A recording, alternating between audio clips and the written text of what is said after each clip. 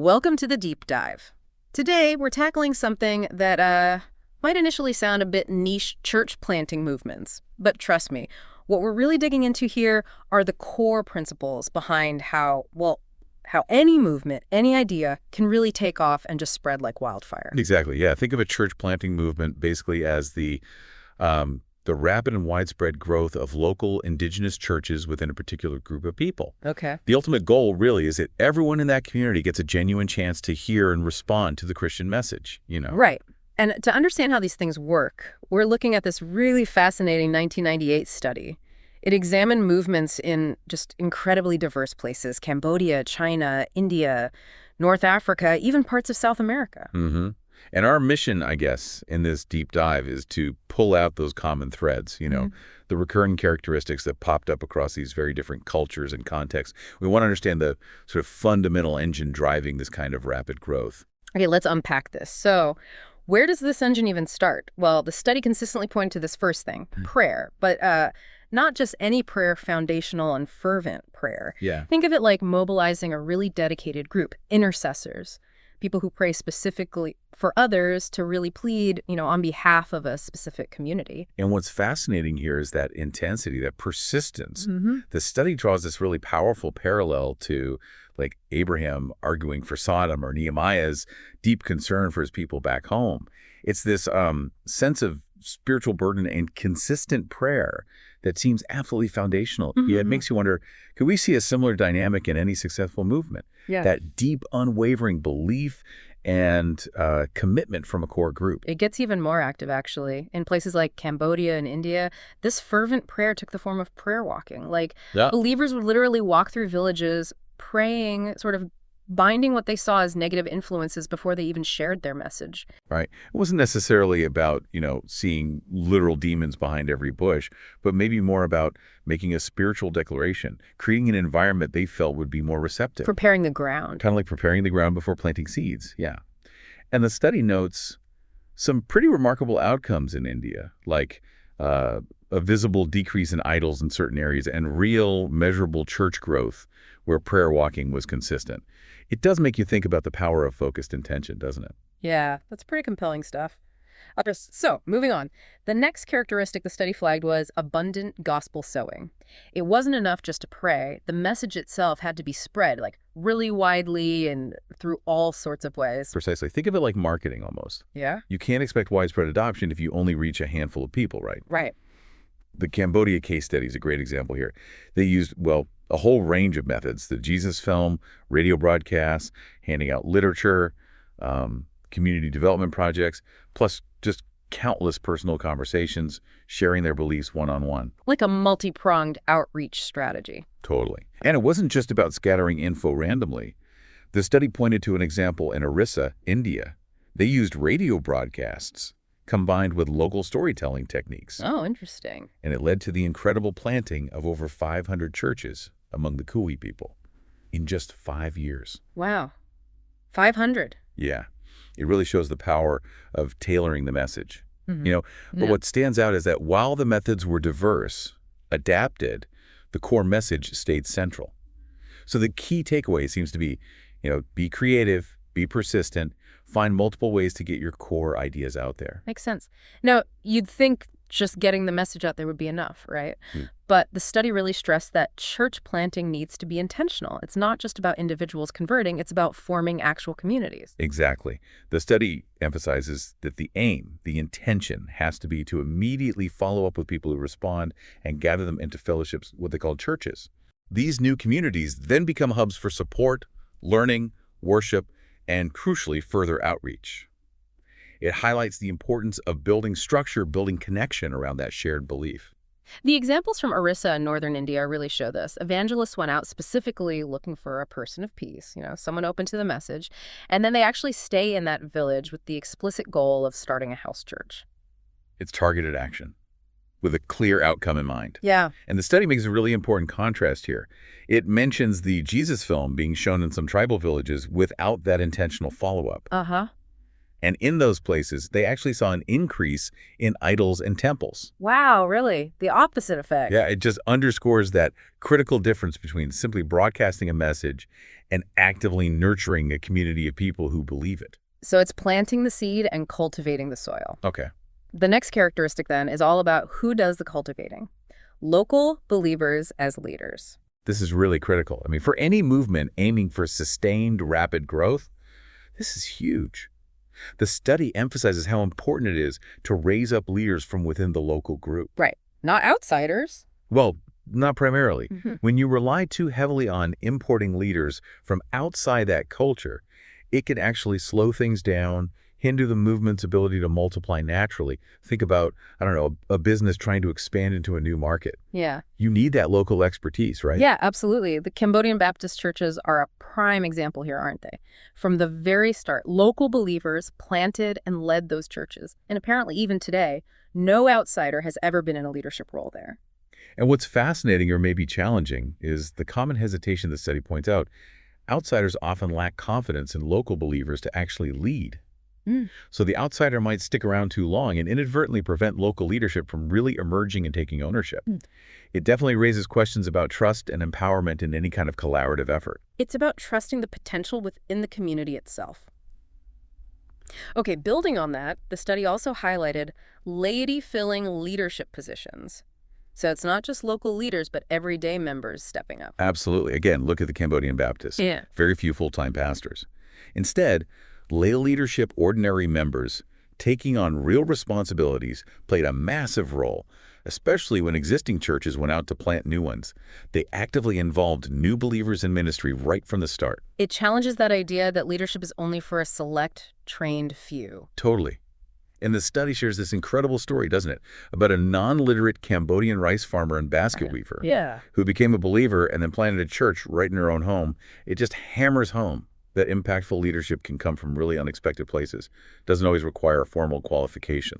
And this, it directly pushes back against the more Western idea of needing a full-time professional clergy for everything. The study suggests that God's model, or at least a model for rapid growth, involves everyone pitching in, leading in different ways. You could see parallels in like open source projects maybe, or grassroots movements. Yeah, definitely. Okay, this leads pretty naturally to the next characteristic. Cell and house churches as the predominant models. So forget the big grand headquarters for a moment. Exactly. While traditional church buildings exist, and the study isn't against them, it found that these church planting movements are overwhelmingly characterized by house churches or small cell-type gatherings. Right. Think of those early Cambodian Baptist churches with hardly any dedicated buildings, or groups meeting under trees in Africa, or literally thousands of house churches across northern India. It's all about accessibility and flexibility. And there's a real practical side to this, isn't there? Especially when you think about the sheer number of villages in a place like India. Oh, absolutely. The logistics, the cost of building traditional church buildings for everyone, it would be astronomical, probably impossible. It really highlights the need for scalable models. And the study makes a clear point. Their foundational text, the Bible, doesn't actually mandate specific buildings. The rapid multiplication seemed to happen more easily when believers can just gather wherever homes, storefronts, you name it. The focus shifts from the physical structure to the actual community of believers. So less about bricks and mortar, more about people and connections. Okay, the next characteristic is where the real multiplication happens. Churches planting churches. It becomes this self-replicating system. Yeah, this is the heart of a church planting movement. Yeah. It's not just about individuals sharing their faith and making converts, but established communities, established churches actively taking on the responsibility of starting new communities. It's a mindset. It's a mindset of expansion and reproduction. Yeah, built right into the core DNA of the thing. That Cambodian Baptist example is really striking here again. When the initial leader was away for 6 months, the number of churches nearly doubled, from 42 to 76. That's incredible, isn't it? Yeah, and by the 4th year, it was mostly local churches planting the new churches. That just shows incredible organic growth. And we see similar patterns in China and India. Existing small groups, trained individuals, they instilled this vision of community reproduction in others. It's about creating that culture of multiplication within the movement itself. Okay, let's shift gears slightly. Let's talk about the foundation holding all this up. Scripture as authority. Right. This seems to be a non-negotiable element in these movements. Their central text, the Bible, isn't just another book. It's the ultimate guide for believers and for how the church operates. Mm-hmm. And interestingly, the study notes that, intense debates about the finer points of interpretation, like inerrancy or whatever, were often less prevalent. The core principles were generally accepted as truth and, more importantly, as a guide for action. And the way this text is taught often looks different too, right? The study mentions participative Bible study methods. Yeah, where small groups read, discuss, and kind of discover the truths together. And oral storytelling becomes crucial too, especially for people who can't read or maybe aren't strong readers. Making it accessible. Exactly. It's all about accessibility and engagement with the core tenets. The key emphasis seems to be on teaching believers the Bible and how to live by it, not just teaching them intellectual stuff about the Bible. Practical application. Right, practical application. Okay, that makes sense. Now, with all these factors in play, the next characteristic is maybe predictable, but still important. Rapid reproduction of churches. It's not a slow, gradual increase. It's a significant surge. Exactly. The study emphasizes that this kind of numerical growth, really fueled by the Holy Spirit according to them, but also by the commitment and activity of the members, isn't just hoped for. It's characteristic of these movements. They point back to the rapid expansion described in the book of Acts as sort of the historical model. And that example of nearly 5,000 house churches planted in northern India in just 15 months, that really drives home the scleed we're talking about. It's astonishing. And again, it's attributed to prayer and ordinary lay people reaching areas that maybe hadn't been reached before. That's exponential growth territory. Yeah, it's a testament to committed action and a scalable model. Okay, now this next characteristic might raise some eyebrows. Divine signs and wonders are evident. Yeah, this definitely ventures into territory that, people interpret differently. But the study found this to be a recurring element. Experiences like healings, or what they described as casting out negative spiritual influences, often accompanied these movements. How did they see that fitting in? Well, the study references Jesus in John 10, saying his works testified about him. So the idea here seems to be that these experiences serve to confirm the core message, particularly maybe in contexts where other forms of proof might be less persuasive. Church planters in northern India, for example, reported regularly witnessing healings and what they understood as expulsions of evil spirits, and apparently this often led to entire villages deciding to follow their beliefs. This study does offer a caution, though, right, about extremes. It does. It cautions against seeing these experiences as the only proof of genuine faith, but also against dismissing them entirely as something only for the New Testament era. Finding a balance. Yeah, the balanced perspective presented is that these occurrences, as understood by the believers involved, often met real needs in the community and served to reinforce the gospel message being shared. Okay, absolutely. Now let's move to something maybe more universally understood. Worship in the heart language. This seems so fundamental, but it's incredibly significant. In that Cambodia movement, everything worship, evangelism, training was done in Khmer, their native language. They had a Khmer Bible, their own Khmer songbook. It's all about making the message truly accessible, truly resonate. Yeah, the study connects this directly to Pentecost, right, where people heard the message in their own languages. It just emphasizes that fundamental importance of communicating in a way that truly connects with the audience. Absolutely. When people can genuinely connect with the message in their mother tongue, their heart language, it just removes a huge barrier, allows for much deeper understanding and engagement. Makes total sense. Now, rapid growth often comes with a cost, and the next characteristic addresses that directly. New believers pay a price through persecution. Sadly, yeah, this is a recurring theme, not just historically, but in many contemporary church planting movements. The study specifically notes the intensification of opposition against Christian groups in Asia, things like arrests, harassment, beatings, killings, even burning church buildings. It's a really sobering reminder that just embracing a new belief system can come with very significant, very real challenges and dangers in many parts of the world.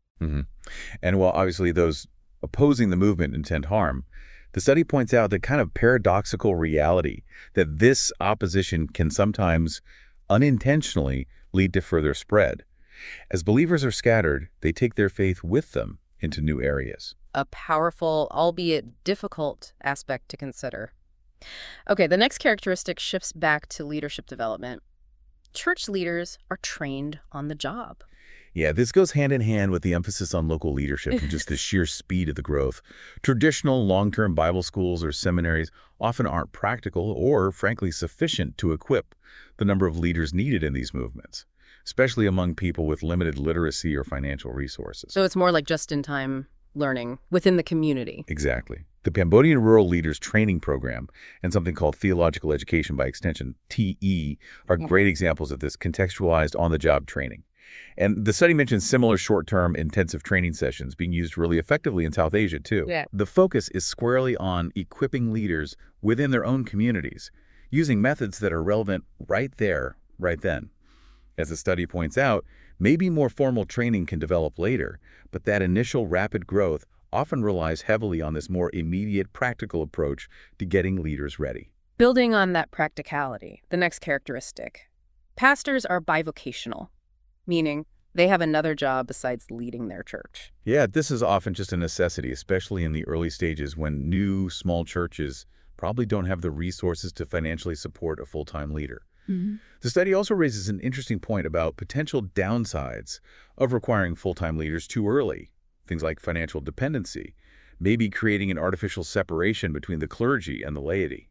And the Cambodian Baptist churches, again, provide a good example, right? Most of their leaders held other jobs, often farming, just continuing their normal livelihoods. Exactly. It highlights a more maybe self-sustaining model of leadership deeply embedded in the community. Which reinforces the next characteristic. Leaders reflect the ordinary profile of the people. Yeah, these aren't necessarily the elites, the most highly educated or the most influential people in town. They come from the everyday ranks of the community. Just normal folks? Pretty much. The study points back to the compositions of the early church in 1 Corinthians, which apparently included many ordinary, unremarkable individuals by worldly standards. The exceptional quality these leaders possess, according to the study, is their obedience, their faithfulness, their willingness to act, even take risks, even if they are otherwise simple, common people. So it's about passion and conviction over pedigree. You could put it that way, yeah. It's a good reminder that impactful leadership can really emerge from anywhere. Okay, the next characteristic emphasizes the balance of leadership. More local than outside workers. Right. For a movement to be truly sustainable and experience that rapid expansion, local members have to become the primary leaders. Outsiders, whether from another country, another people group, even just another state, they can play a vital catalytic role, training, mentoring. Sure. But they shouldn't dominate the leadership and the decision-making long-term. It's all about empowering the local base, fostering that self-reliance. And the study highlights how an imbalance where outsiders stay in charge too long can actually hinder that long-term growth and the sense of local ownership. Definitely. It's about fostering self-reliance and local direction. Okay, now this next characteristic is a significant one and quite sobering. Christian workers suffer severely in many ways. And this goes beyond just facing external persecution, right? Yeah, it does. The study found that those actively involved, the workers on the front lines of these movements, often experience really significant personal hardship, spiritual, emotional, even physical stuff. Things like serious illness, being slandered or ostracized, personal losses, deep grief. The study emphasizes that this kind of suffering often isn't just a random occurrence, but can actually precede, accompany, and follow periods of significant church growth. It really speaks to the level of commitment and sacrifice involved for these individuals. That's intense. Okay, finally, the last characteristic brings us to a very practical principle. The 222 principle is practiced and followed. And that's a reference to 2 Timothy 2.2, right? And that's the one, which essentially says, entrust the things you've learned to reliable people who will, in turn, be qualified to teach others. It's the core idea of mentorship and multiplication. Pass it on. Building that chain of knowledge and leadership. Exactly. The intention is that leaders should always be training others alongside them, modeling, mentoring. And the study mentions this was intentionally taught in Cambodia right from the start. Yeah, to those planting churches, always have someone learning with you, shadowing you. The study also notes that maybe modern approaches sometimes over-rely on formal institutions for training and might have lost sight of this vital aspect of individual mentoring, that direct transfer of skills and knowledge. There's a great quote shared, "No man is successful unless he has successors." That says it all, really. Wow. So there you have it, 18 common characteristics identified in these church planting movements across the globe. It's a pretty powerful framework for understanding how this kind of rapid, widespread growth can happen in really diverse settings. It really is. And what's truly interesting, I think, is how many of these principles seem to resonate far beyond just the context of religious movements. Think about the rapid adoption of new tech or the spread of social movements, even the growth of really successful businesses sometimes. That's a great point. Yeah, you can see echoes in lots of areas. And that leads us perfectly to our final thought for you, the listener.